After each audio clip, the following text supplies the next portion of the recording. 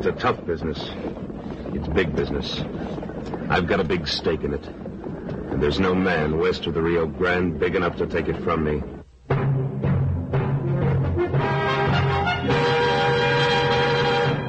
Luke Slaughter of Tombstone.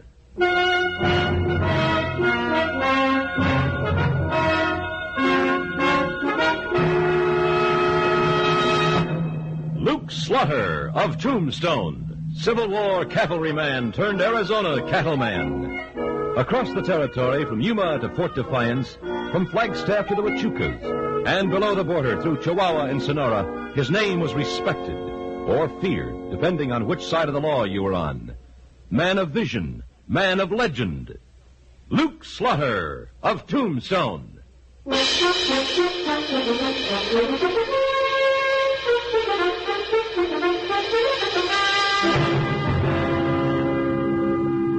Folks who write dictionaries must have a pretty tough time with the word tolerance. I guess if you had to boil it down to just one other word, maybe it'd be understanding. Some of us here in Tombstone found that out when I gave Chief Margano and a few of his Apache braves the loan of a couple of sections of my spread to try their hand at cattle raising. And I got chewed out plenty about it every time I went into town. Well, you call it an experiment, Slaughter. I call it an invitation to those sneaking Apaches to murder you. Well, they're living on my spread. Don't you figure it's my business? Well, they won't stop with you. Once they smell white blood again, they'll massacre everybody in Tombstone. Look, Mr. Vale, Margano's through making war. He's trying to understand our ways. He's even trying to get his people to adopt some of them. Well, they adopted guns quick enough, but they'll never be cattlemen. This was their country before it was ours. They've got a right to be part of its progress. You can't just shut the Apaches up on a reservation and forget them. Oh, maybe we can't forget them. But if we drive them back to the Chiricahuas, we'll at least have some warning when they strike. They aren't going to strike. Margano and I have sort of a private treaty. Margano's a senile old fool. You got a private treaty with that trigger-tempered son of his? Lasha? I like him, too. He's intelligent and he's got spunk. Spunk my foot. Luke, I've been looking all over for you. I want you to make the acquaintance of Mr. Henry Fell from back east. Fell, this here's Luke Slaughter, my boss. And this here's Carter Vale, another big man in these parts. Howdy. A distinct pleasure, gentlemen. Indeed it is. So, you're from back east, Mr. Fell. Yes, indeed. Boston. You know, boys, Mr. Fell here can outdraw any man in the place. Well, he can, by golly. Yes, sir. I'd bet a month's wages he can even outdraw you, Luke. I'm afraid neither Mr. Fell nor myself have any special reason for drawing. Well, he's got plenty of reason. Oh, not necessarily against you, of course. He'll take on all comers. You think you could outdraw me, Fell? I have very little doubt of it, Mr. Vale. With what? You aren't even packing an iron. Well, you want to take him on, Mr. Vale? Why, he'll even furnish the weapons. Let's just forget about it, gentlemen. Forget it nothing. Fell may as well learn some of the facts of life in the Arizona Territory. Exactly what I came to do, Mr. Vale, to learn them and record them for posterity. All right. I doubt that you'll ever record this incident, but you can start by trying to outdraw me. With Mr. Fell's weapons? Yep. Hold on. Why spill blood over a silly barroom challenge? Now, you've been implying that I shouldn't mix in your business, Slaughter. Well, this is mine. Well, correct. Now, Mr. Vale thinks he can outdraw Mr. Fell. I and Mr. Fell don't think he can. And the loser buys a round for the house. Splendid. I don't indulge, but I shall be delighted to stand treat if I lose. Why, you ridiculous little dude. All right, let's see the gun. I'm unwrapping the weapons. Nobody mentioned guns. You draw with these, Vale, and here's yours, Fell. Paper and a piece of charcoal. What is this? Why, a outdrawing match. 1, 2, 3, draw. We should have both been wise to Wichita, Vale. He's got a sense of humor like a cow buffalo. Watch Mr. Fell, Luke. Ain't he the cleverest? Nose flaring, lips tight, chin craggy. How? Hey, wait a minute. Is that supposed to be... Hurry up and draw something, Vale. He's almost done. I'll be doggone, Vale. It's a spitting image of you. There we are. Yeah. Well, looks like you're stuck for the drinks, Mr. Vale. Well, now look here. When a man challenges me to... if anybody thinks this is a laughing matter... Well, now, there is no offense intended, sir. You are more than welcome to the little sketch, and I shall be delighted to purchase the libations. I don't welch no bets. Frank, set him up for the house. You're a good sport, Vale. And it's a mighty good likeness, too. I guess I will take the picture home with me, pal. Mrs. Vale is, well, women sometimes enjoy a doodad like this.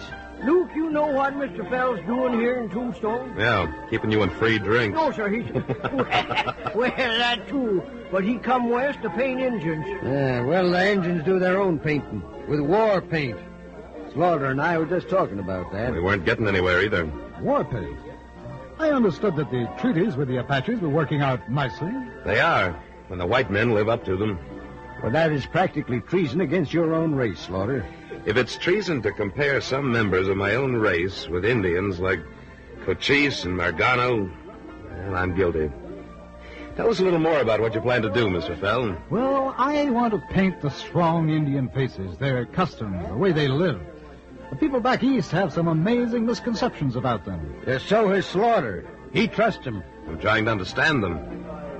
Anyway, Mr. Fell, there are some very interesting and colorful Apaches living on my spread. You'll have models for all the painting you want to do. And the Apaches will have a brand new candidate for buzzard bait.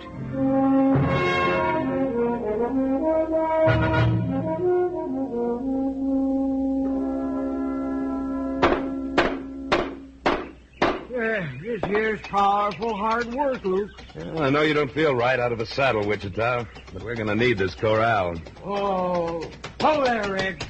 Good morning, Vale. Morning, Slaughter. Wichita. Howdy. How'd the missus like your picture? Well, she wants your friend Fell to paint one of her. You know where I can find him? Well, I'm afraid he isn't available today. I took him out to the Apache camp at sunrise, loaded with paints and brushes and canvas. He was happy as a chipmunk in a pinyon forest. Slaughter, a tenderfoot like Fell could be just the fuse to set your Apaches off. Suppose he tries to paint one of their women. Chief Margano explained about that to him. He said, a woman who gazes too long at a reflection in a clear stream forgets her life's purpose. Them Apaches got the right idea about their women, folks. I ought to marry one and make her hammer this corral together. What are you building the corral for, Slaughter? So Margano won't steal your Mustangs? Well, for once, you came sort of close to trapping me. I'm going to try to improve the range Mustangs with some Morgan breeding stock. I figure there's no use tempting Lasher and his young buck friends way beyond their conception of our property laws. You and your fancy talk about your Apache friends. You don't trust them any more than I do. Sure I do. I just don't expect them to understand a whole new code of ethics overnight. Hey, somebody's sure pounding a lot of leather. Yeah, it sounds... Look, Wichita, it's Fell on that little roan we left out there for him. Well, I never thought a dude like him could ride. Slaughter, he's in trouble. Whoa! I got it. Steady. Oh, steady. Wichita, help him off. Sure. Wait, Mr. Fell, what happened? Your clothes is ripped. That mare's lathered up like you was going to shave her. Yeah, that's all right, I guess. I saved most of my paints from this canvas. Mr. Slaughter, those Indians are far from friendly. What? They set upon me.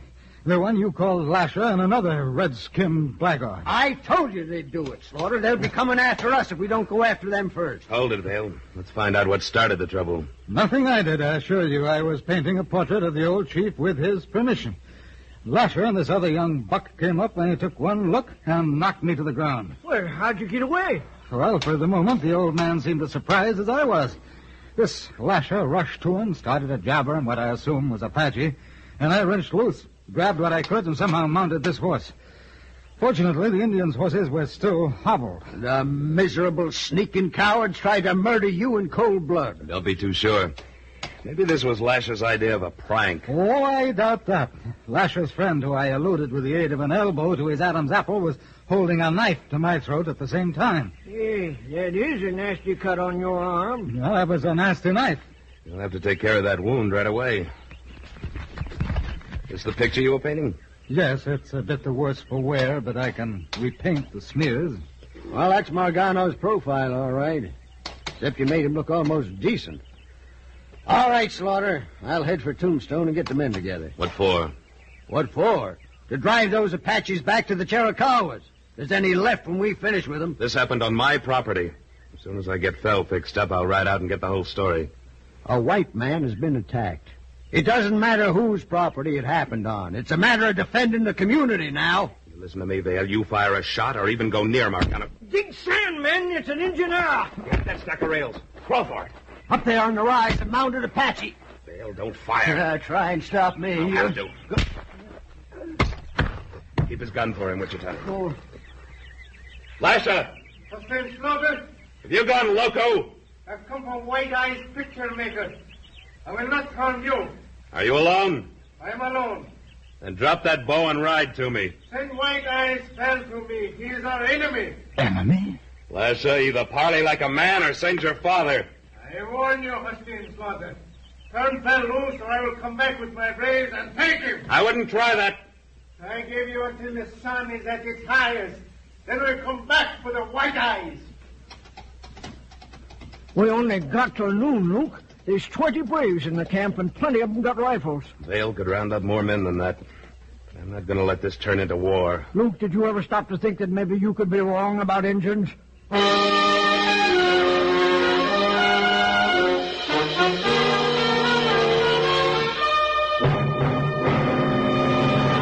In a moment, Luke Slaughter of Tombstone returns.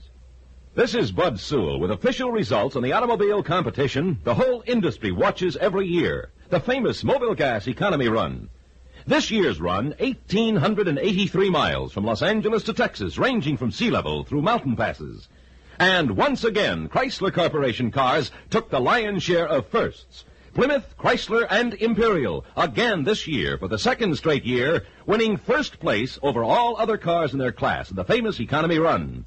Imperial, by the way, was sweepstakes winner, too, getting 62.7188 ton miles per gallon. The forward look is a lot more than look. You get a better engine, brawnier brakes, torsion air ride at no extra cost, and winning performance and economy in cars of the forward look from Chrysler Corporation. Take a drive this week in a car of the forward look. Plymouth, Dodge, DeSoto, Chrysler, or the triumphant Imperial. Drive one of America's performance winners from Chrysler Corporation.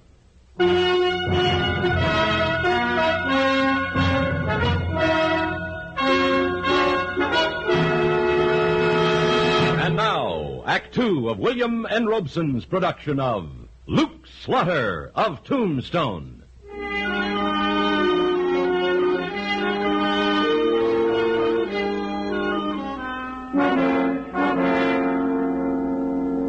Carter Vale came to in a fury. He swore to drive the Apaches back to the mountains.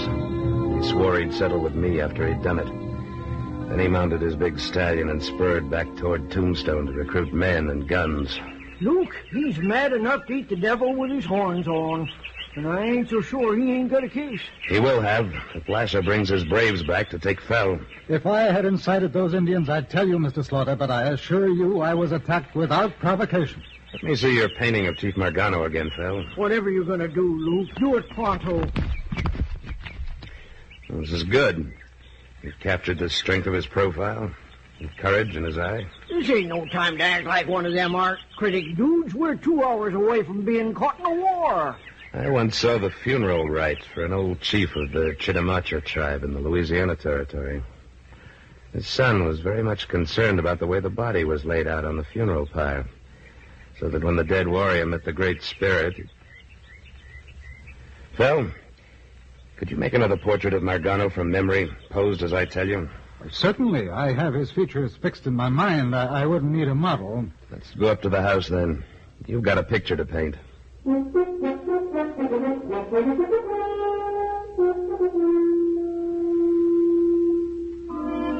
Phil painted a new picture of Margano. We rode for the Apache camp a little before noon. The picture was a gamble, but I had to force a parley or deal with a possible massacre.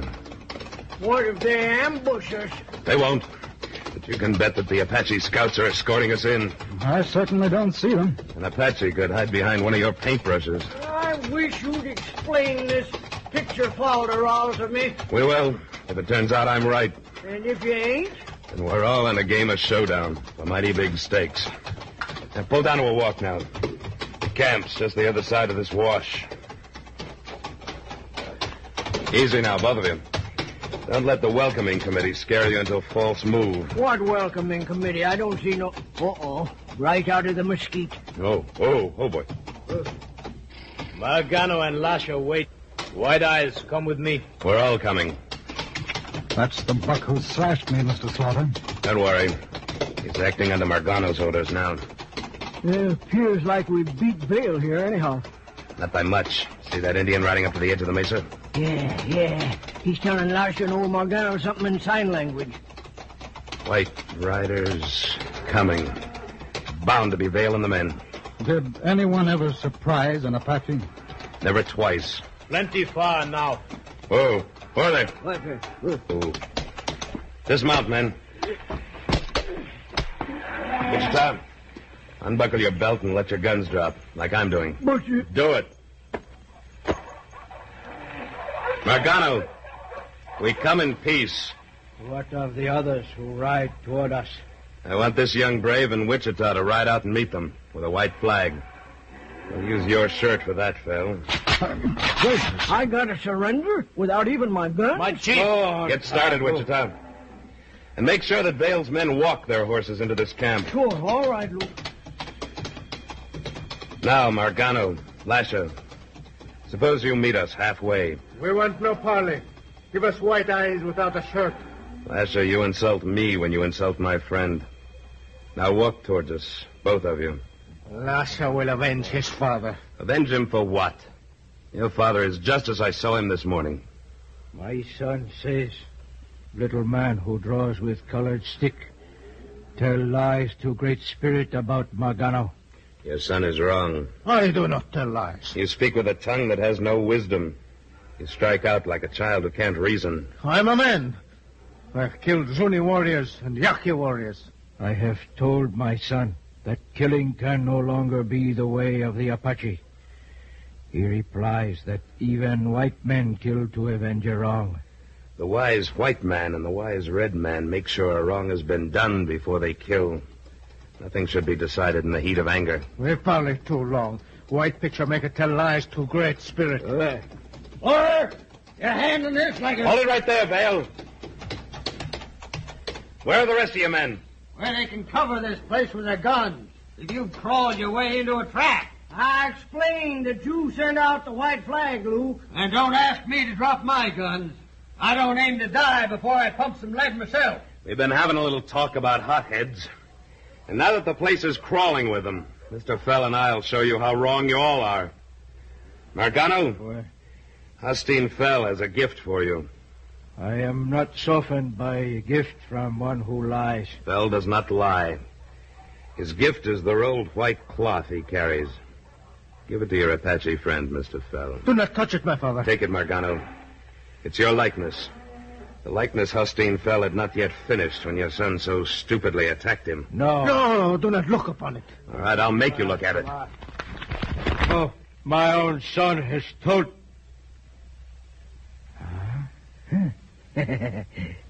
Lasha, behold. Aye? But this morning the picture had but one eye, but one ear, but half of a mouth. I told you, Lasher. Hostine Fell had not finished. You think that a friend I brought to you would insult your great spirit and your father by drawing him with half a face when he has two eyes as piercing as the eagle's? My people shall remember their chief as they see him here, as Hostine Fell has painted him. Lasher was a fool. I will go from my people and never return. No, Lasher. Your father and your people need you. Today you've become wiser. The best thing now is to, just forget this foolish trouble. Now what are you doing? Hostine Fell has no shirt. He will do Lasher an honor if he will accept Lasher's shirt of doeskin. Why, I shall be very pleased. And you will make a picture of Lasher when there's no pain in your arm? Oh, my arm feels fine, Lasher. I'd like to paint you, and I can assure Mr. Slaughter that I will not attempt another profile. Profile? I do not understand. It's nothing, Lasher. Just a word painters use. Now, Vale, suppose you let your army know the war is over. As I turned toward Vale, Anton, the other young Apache, was drawing his knife. I leaped for him, but Vale was off his horse in the same instant and hurling himself at me. Slaughter, you fool! Mr. Vale, what'd you punch him for? You think I want him to start a war? Might help him up, Wichita. Anton, you go ahead and throw your knife. What? Well, Anton, It is an evil knife. Evil spirits bewitched it. It harmed a friend. Anton hurls it from him. You see, Luke, he wasn't aiming to harm nobody. You claim to be such an expert on Apache customs, Slaughter. And an expert on hotheads. And now we're square for the punch you landed on me this morning. Right? Right, Vale. I've been spouting about how tolerance and understanding are pretty much the same thing. I guess we both understand a little more about our neighbors. And if your jaw feels like mine, I guess from now on we're going to be a lot more tolerant of each other.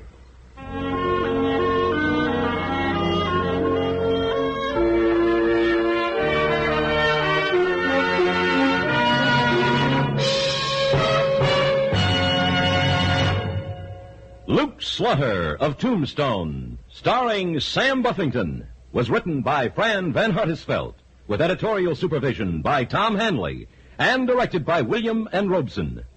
Supporting Mr. Buffington were Junius Matthews, Carl Swenson, Ben Wright, Don Diamond, and Jack Crucian. Music was composed and conducted by Amerigo Marino.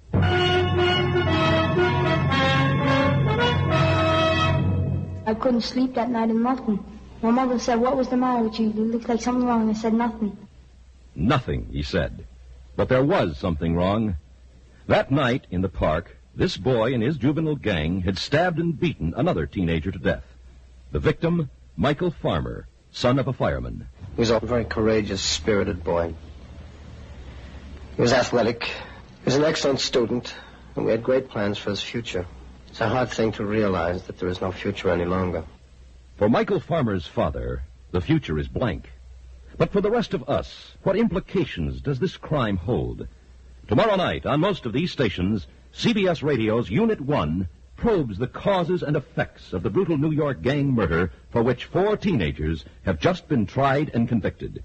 You'll hear gang members, police, parents, all probing for an understanding of the tragedy as Edward R. Murrow narrates Unit 1's penetrating study, Who Killed Michael Farmer? Tomorrow night.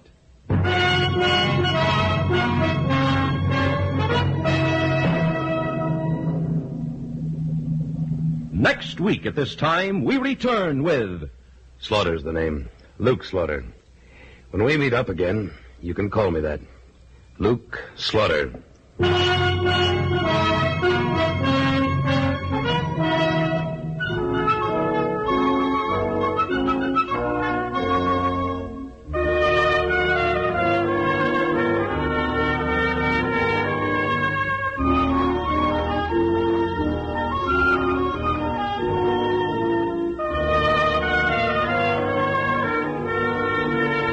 This is the CBS Radio Network.